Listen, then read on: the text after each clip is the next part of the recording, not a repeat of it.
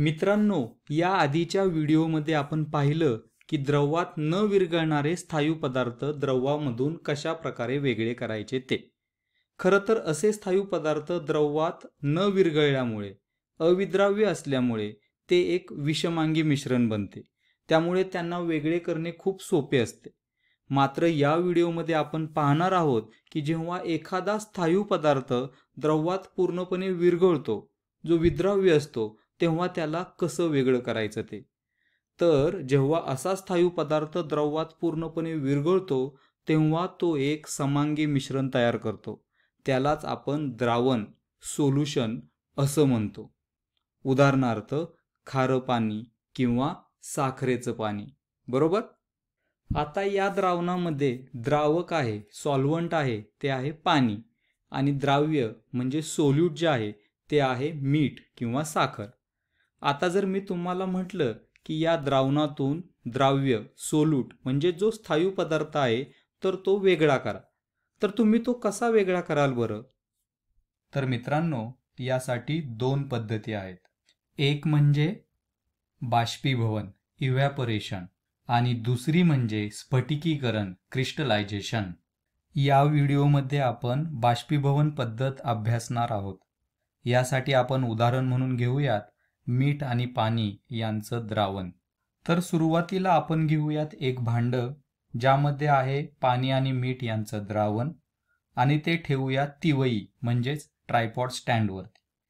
त्याखाली ठेवूयात बर्नर किंवा मेणबत्ती या तिवईवरील भांड्याला उष्णता देण्यासाठी. आता पाणी जसजसं गरम होतं तसतसं त्याचे तापमान वाढते आणि त्याचे बाष्पीभवन होऊ लागते, म्हणजेच पाण्याची वाफ होते.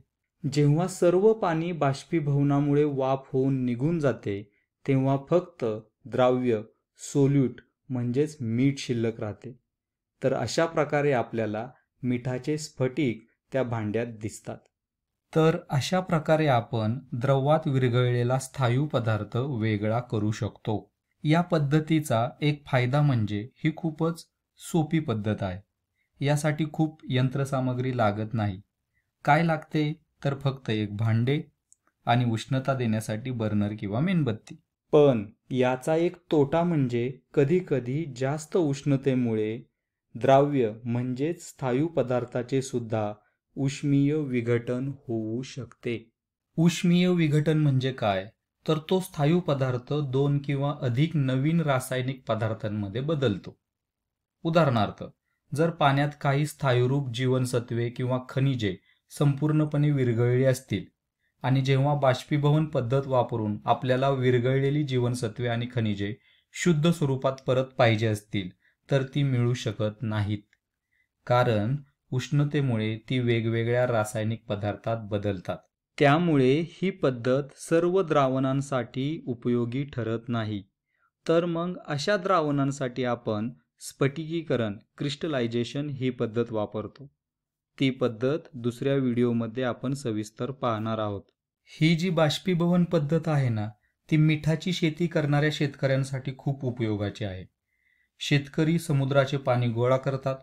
सूर्याच्या उष्णतेमुळे या पाण्याचे बाष्पीभवन होते, पाण्याची वाफ होते आणि शिल्लक राहतं ते म्हणजे मीठ. आणि अशा प्रकारे समुद्राच्या पाण्यातून मीठ मिळवले जाते. तर या व्हिडिओचा थोडक्यात सारांश असा: द्रवात पूर्णपणे विरघळणाऱ्या स्थायू पदार्थांना वेगळे करण्यासाठी बाष्पीभवन पद्धत आपण वापरू शकतो. पण या पद्धतीने सर्व स्थायू पदार्थ द्रवातून वेगळे करता येत नाहीत. इथेच थांबूयात. धन्यवाद.